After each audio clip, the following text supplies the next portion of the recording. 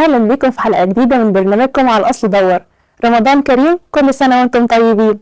هنعرف في حلقة النهاردة أغاني رمضانية الجميلة القديمة. يلا بينا نشوف الحلقة. وحوي يا وحوي إياحة وكمان وحوي إياحة.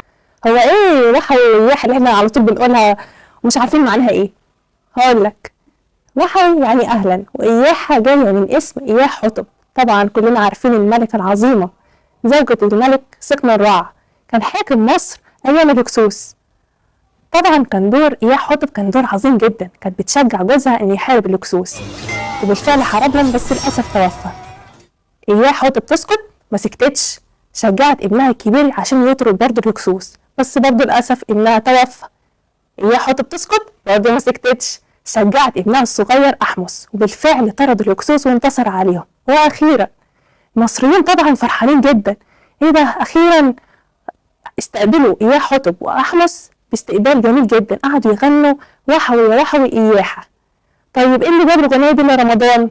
هقولك، عشان ايه إياح حطب دي معناها قمر الزمان، يعني أهلا أهلا بقمر الزمان. مين بقى بيغني الأغنية الحلوة دي؟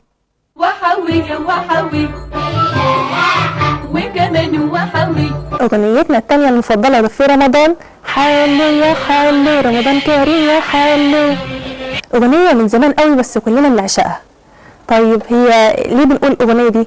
قالوها أيام معز الدين الله الفاطمي وهو راجع من الهجرة، كانت بداية شهر رمضان، كان بيستقبلوه الأطفال الصغيرين بالأغنية دي، حلو يا حلو رمضان كريم يا حلو.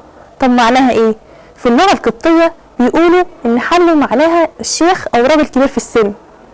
طيب في الشعب المصري معناها شيخ يا شيخ رمضان كريم يا شيخ. طب ليه الأطفال بيغنوها؟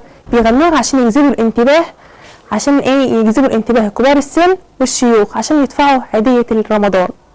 رمضان كريم. كده يكون خلصت حلقة النهاردة، اشوفكم في حلقة جديدة ان شاء الله. قولوا لي بقى مين بيسمع الاغاني دي؟